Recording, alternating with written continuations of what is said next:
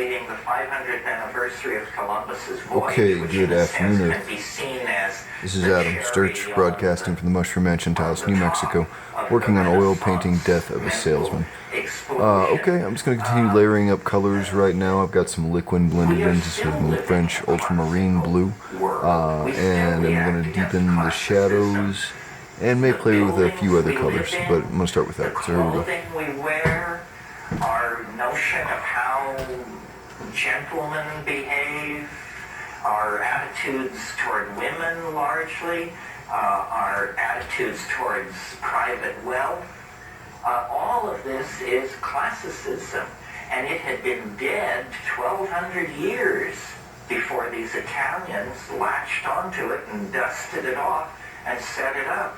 And, you know, there had the modernism, in its broadest context, whatever that means, is the first movement to come along to be able to in any way challenge classicism. The subsets of the art movements and literary movements that preceded modernism were simply aspects of classicism. Romanticism, mannerism, the Baroque, all of these are like facets of the classical object. It's only in modernism, and what modernism represents, in my humble opinion, is a kind of return to the archaic. Modernism deconstructs the clarity of the Western eye. If you have to date where modernism begins, it begins with Impressionism, which takes the clarity of the Western eye and begins to dissolve it, you know, and the linear, you know, the columns and lines, that's how narrative was until James Joyce and Henry James and people like that showed that narrative could be broken up. Modernism is a form of primitivism, strangely enough. The people who created modernism, people like Marcel Duchamp and Picasso and the Surrealists, they were tremendously influenced, in the case of Picasso, by African art, masks and sculpture, stuff that had never been seen in Paris in 1905 through 15, and everybody was tremendously excited by it. So modernism is part of this much larger phenomenon, which I call the archaic revival.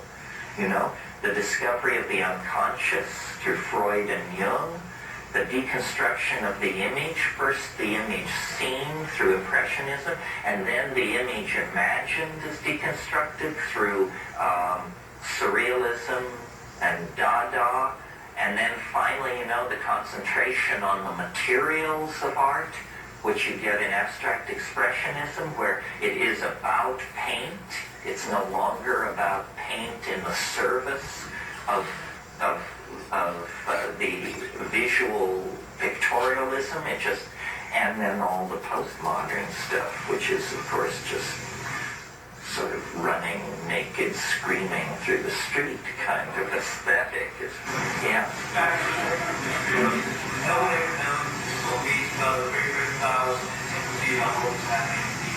Well, this thing, only this one instance I mentioned, the scandal of 415 and this guy Alcibiades, and he was fined.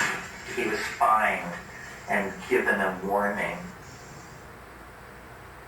Question, yeah.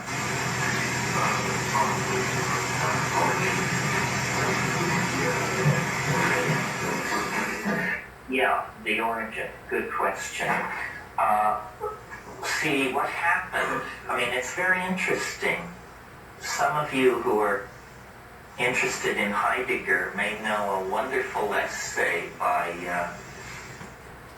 Hans Jonas called The Gnostic Temperament. And what he's saying in there is that the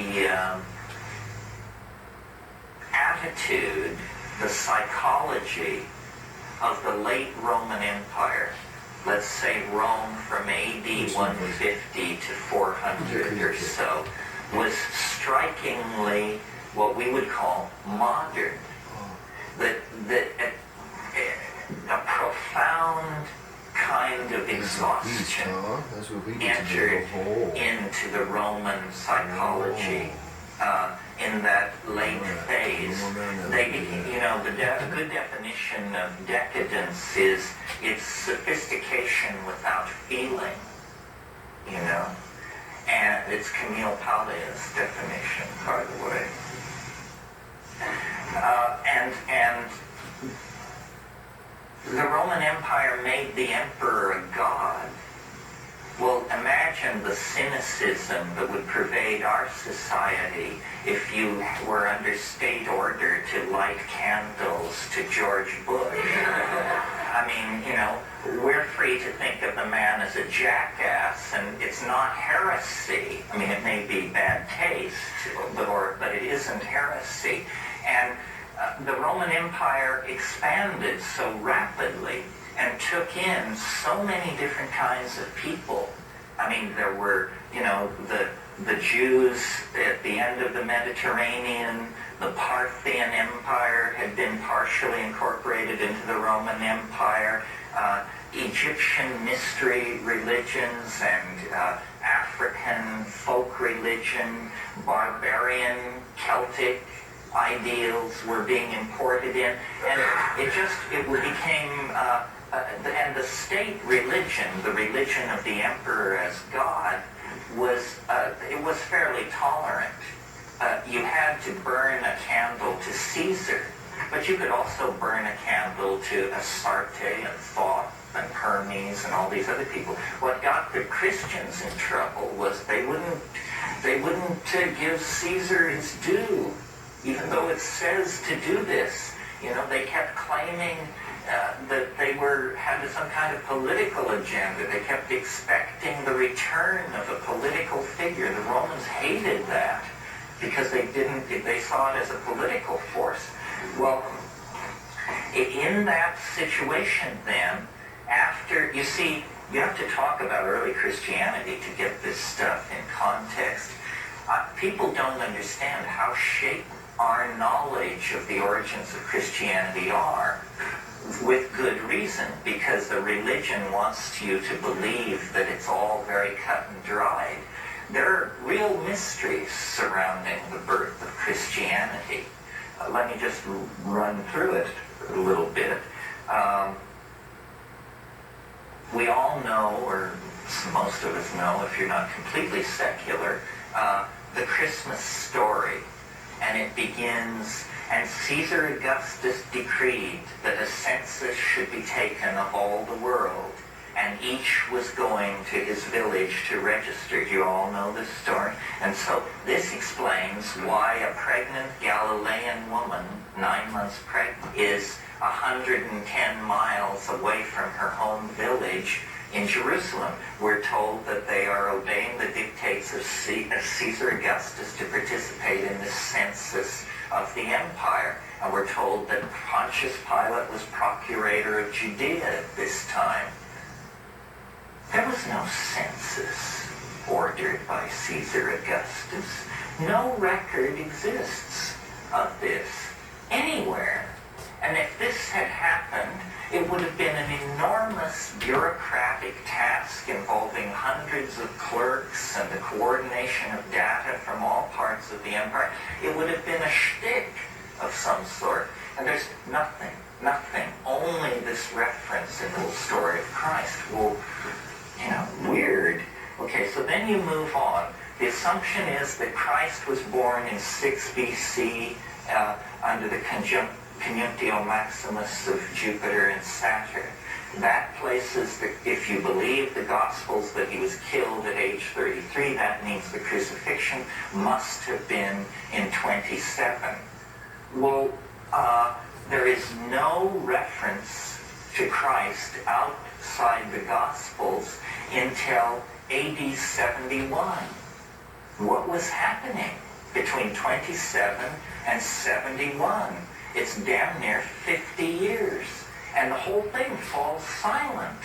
And then what we get in 71 I think the Roman, I guess it was in Suetonius, who was a Roman historian and contemporary, he says in a long rap about something else, he says, Jews have recently come to Rome and caused public disturbances at the behest of their leader, Crispus. This is as close as we get. We don't even know if Crispus is Christ. We just accept that this must be so because Suetonius is telling us that Jews of a religious type have come to Rome and caused this agitation. Some people have even wanted to that Christianity was invented in the late 60s, and that there never was a person named Christ, that zealots who were preparing the uprising of 69 against the Roman Empire created a mythical figure of a generation earlier and used this mythical figure as a symbol of their rebellion. It would be sort of as if we were to get into Joe Hill. You all know who Joe Hill is? The engine of socialism is a-slipping back. Come on, all you workers, shovel sand on the track. Joe Hill was a martyr to social reform in this country. I believe he was shot by a firing squad in Utah in 1913. Well, we could reach back to Joe Hill and make him the founder of our movement and say what a great guy he was and collect stories about his life, and we could use it to center ourselves and build a kind of social reform movement in the name of Joe Hill. Yeah. The sacred mushroom and the cross. He basically says something very much like this. I don't know about that. I just think it's very peculiar that we know so little about Christ when he had such a major role to play. I mean, take a guy like Mani. Mani, the founder of Manism, who was born in, I think, around 320. God, we know everything about Mani. We have his tax returns. I kid you not. We have the guy's tax returns, and we know what he looked like, we know who his friends were, we know he had marital problems. A real person, you know? And yet his religion was stomped into oblivion. So there's something funny about all this. And of course, Christ is no ordinary person. Christ is the third person of the Trinity, God incarnate. This is a claim, this was an idea that had been around for a few hundred years. You all have heard of Dionysius, who most people tend to connect to Bacchus, the drunken late Roman god of wine. But the early Dionysius is a much, much weirder figure. The early Dionysius is an androgyne, always in the company of women, a god of ecstatic frenzy.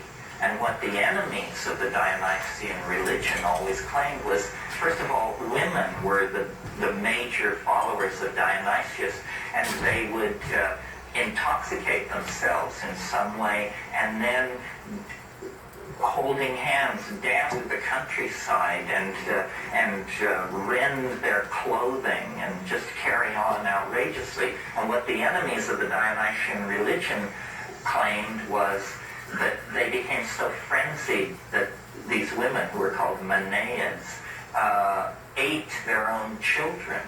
This was the lie spread about the Dionysian religion. Well, the story of the birth of Dionysius is very interesting because his father was Zeus, the hidden higher all-father, analogous to God the Father in Christianity. But his mother was Semele. And in some versions, Semele is a mortal woman, the daughter of King Cadmus of Thebes. But in other versions, she's herself some kind of a goddess. Anyway, she was one of these many affairs that Zeus had. He was always impregnating women and bearing children. And in the 8th month of her pregnancy, she was struck by lightning and killed. And she was very dear to Zeus. And when he came upon her dead, he immediately performed a cesarean operation. And he cut open his thigh, and he put the child into his own thigh and laced up the wound, and the child was born out of the wound 6 weeks later. Now, this may be grotesque and peculiar, but notice that what we have here is something close to a virgin birth. It's born of the Father, is what we have.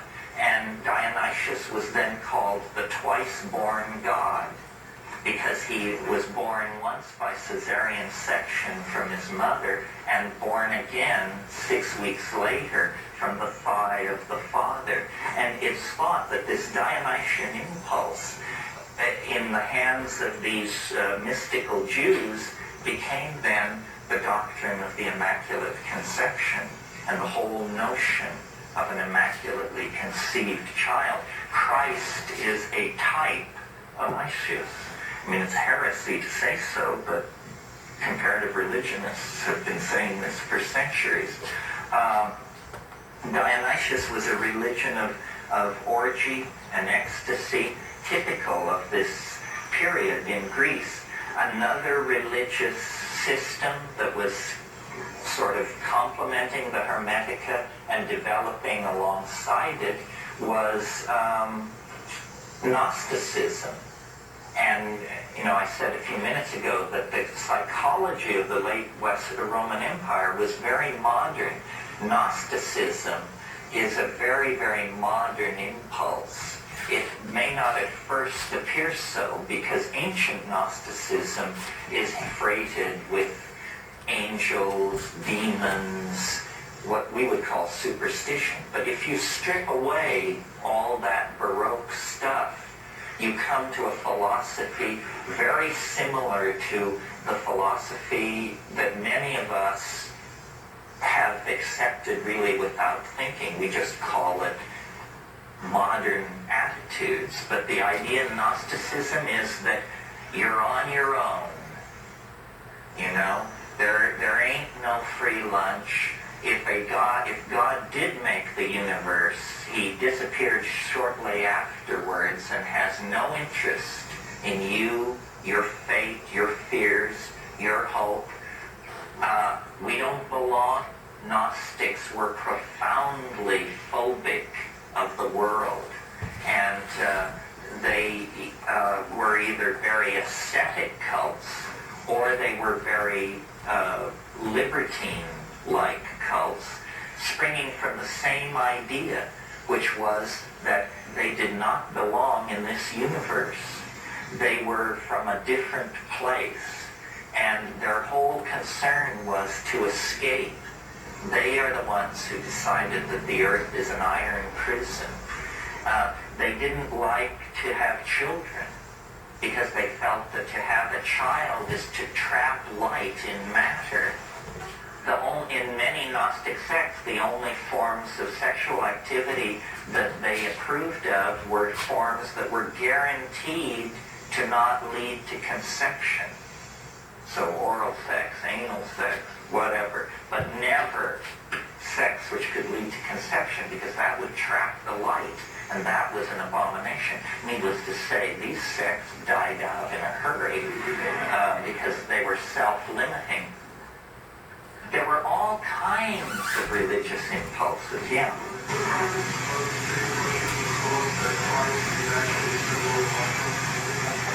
Yes, he said that these zealots were using Amanita muscaria as a sacrament, and that Christ was a symbol of the mushroom, so that they could refer to the mushroom without directly referring to it, so that only the believers would know. John Allegro's case is interesting, but not entirely persuasive. There needs to be more work in this area. There is something going on in the ancient Middle East about mushrooms. It's hard to reconstruct, first of all, because the climate itself has changed so much that there are no mushrooms. But the evidence is pretty strong and getting stronger that there was mushroom use. I reproduced in my book a picture of a mushroom object, and I was hoping I had another one here, but I guess I left it back at the apartment. Mandaeanism, which is an old cult in that part of the world, forbids the use of mushrooms, which is puzzling since there are none. And they don't forbid much, but they go way out of their way to forbid mushrooms. Out of all this turmoil, it was very much like modern times. The whole Hellenistic world was awash in religious speculation. On every street corner, they were casting horoscopes and prescribing diets, and there were the temple prostitutes. So there was a whole hedonic element in sexuality. Orgy was a style in some religious organizations. And out of all of this religious foment, Gnosticism, Hermeticism, Chaldean oracularism, Jewish syncretism, so forth and so on, and Christianity was in there, but it was just one in the crowd, but with sharpened elbows and a sense of organization, it was able to slowly worm its way into a position of dominance. The real Christians, whatever that means, probably were stamped out under the name of pagans. You see, what happened was the message of Christianity was that the end of the world was imminent. This is the other thing that they were into that has also reemerged in modern times, is the imminence of the end of the world. And so for about 180 years after Christ, or 150 years, everybody just was like so stoned out on this rap that no serious organization got done. And they just waited for the end of the world in little communities, practicing voluntary poverty and, doing their thing. And then it began to slowly dawn on people that it had been a long time since the Messiah's promise. And it was kind of stretching out a little.